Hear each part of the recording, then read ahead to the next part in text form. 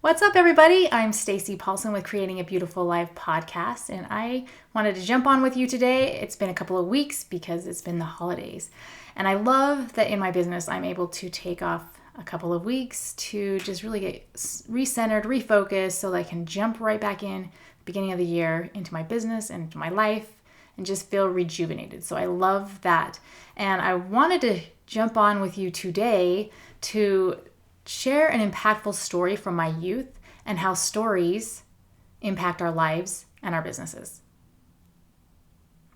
So, with that being said, why I remember this is because I've been creating this story bank. Basically just going from the beginning of my life until now and just writing down, just kind of making a list, not writing the full story out, but just some key words that help remind me of these stories in my life that have created who I am, the experiences that I have, the beliefs that I have. And one of the earlier experiences that I remember is when I was in kindergarten. And as a kindergartner, I was one of the oldest ones there. I had missed the deadline by 5 days. So I turned 6, really soon after school started. So I was taller. I seemed a little bit more mature, at least from my perspective, right?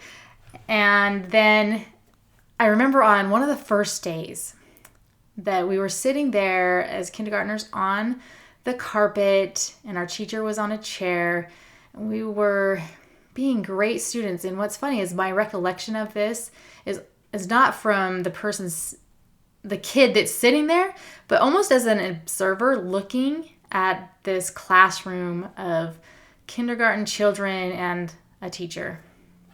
And my teacher was Miss Rich. And so we were sitting there and having this conversation, and she asked us, who could stand up and count to 100? And I remember raising my hand first, and she called on me, Stacy, you want to stand up and show us how you can count to 100? So I started counting 1, 2, 3, 4, 5, 6.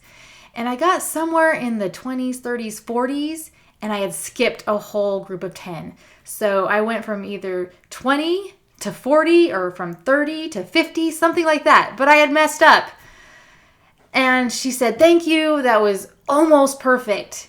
And she explained what I did and then asked, is there anybody else that wants to try to count to 100? And I remember my friend, Sherilyn, she raised her hand and Miss Rich called on her. So she stood up and she counted to 100. And I remember sitting there that day thinking, that's never going to happen again. I will be prepared. I will do the things that I need to do to be successful. So when I'm called on, I can show my teacher that I'm able to do that. That was the decision that I made from that experience that day. It was really impactful. I still remember it to this day. And I think it was a defining moment in my life because it was a decision that I made to believe something about myself. Now, of course, I could have chose to believe that because of that, I wasn't able to count to 100, that I wasn't capable, or I wasn't as good as my friend or other people, or I'm slow, or I just should be better, I should be faster, I should be whatever, right? I was one of the oldest in the class, and why did I not count to 100 perfectly? I should know this. That could have been the story, the belief that I created from the story. But for some reason that day I chose to take that as a challenge, to believe in myself and my capabilities, and choose to be prepared. Now, I didn't know that was coming up. I don't know as a 5th grader or a kindergartner that I could have been prepared thinking that she's going to ask me how to count to 100, right? However, that was a decision that I made. And I remember throughout all of my schooling is just having this belief in myself that if I tried hard and prepared, that I could accomplish the things that I needed to. And that was really impactful and important for me as I grew throughout my life, and has been really impactful in my home as a mother and in my business. Because the beliefs that we have, they impact our actions. And our actions are what creates our results. So if we have beliefs about ourselves that change our actions in such a way that we're not able to get the results that we want, that we're going to be spinning our wheels. We're going to feel stuck. We'll be coming up to this wall consistently within our businesses and our lives, that it just keeps manifesting, keeps showing up. And we might not know what the root cause of it is, but a lot of the times it comes down to our beliefs. Now, yes, skills are important. If we don't have certain skills, we're not going to get certain results. But our beliefs are what help us to take the action, to develop the skills, and to gain the experience that we need in order to get the results that we want. So my challenge to you, and this is something that has been extremely helpful to me and others that I've coached, is to start creating a story bank.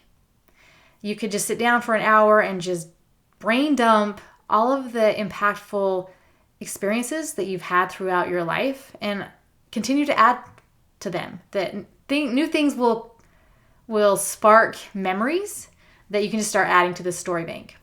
And so I have my story bank listed here. I want to just share a couple of the things, and these will also be, I'll be sharing more in the podcast because a lot of these have just been really impactful and life-defining moments. So I want to be able to share those with you and give you more examples of these stories. But then also, I'm writing a book. And so a lot of these stories are going in the book to make the point that I'm trying to teach. So, for instance, when I discovered I had a sister. Like, I didn't know for several years that I had a sister. I grew up with 3 brothers, and my dad had been married before, but I didn't know that I had this half-sister. There's a time when we had this flower fight, when my daughter fell out of a second-story window. So that was really impactful. When I slapped I slapped one of my teachers in high school. That was really impactful. Also, there was this time when my brother had left with a car, and we were both like driving age. We had one car to share, and he had left. And I had already scheduled with him that I needed to take the car to take me to work, which is about 30 miles away, up at this canyon where I was a cook. And he left. And so I share, what did I do when he left? Because I had this responsibility to show up. Stories about ancestors have been really impactful to me. So like my grandma, my Oma, who met Hitler and escaped from East Germany. I have pioneer ancestors. One of my grandmothers who passed away as a pioneer on the trail for religious freedom. I had my great-grandpa, my grandpa, and my dad, who are all in different wars in the Marines, and they were all shot in the same lake.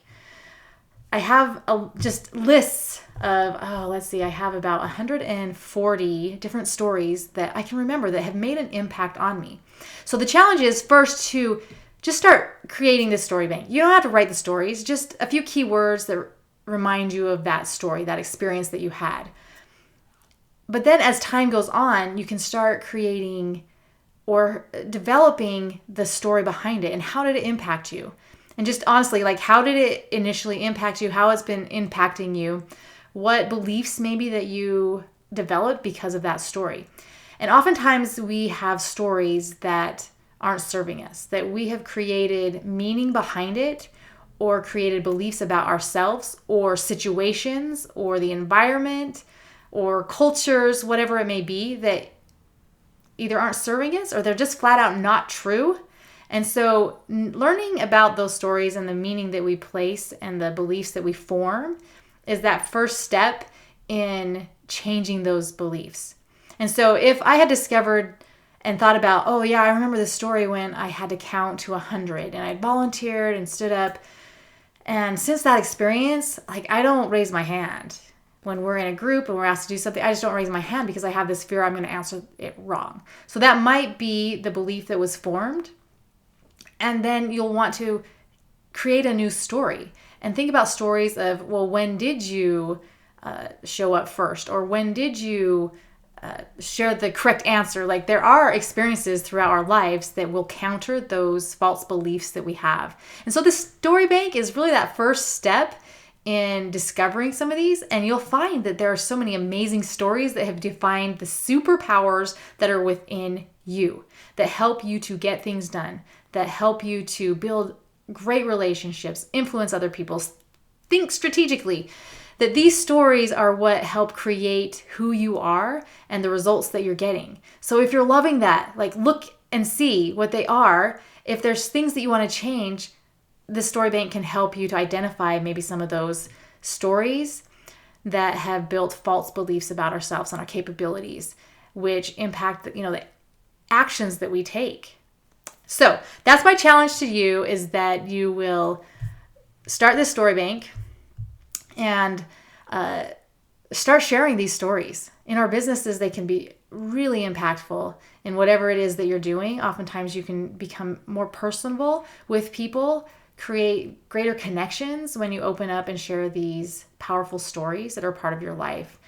So that's my challenge, and I hope that you'll share those, write those. It is life-changing, and it helps you to fall in love with who you are, and also give you a little bit of leniency on yourself as well, because these things can be rooted from way back, that we've decided that this is a truth about myself, and it's really not true. And as soon as you decide to change that belief, then you will change your actions and your results. And I love it. Thanks for joining me.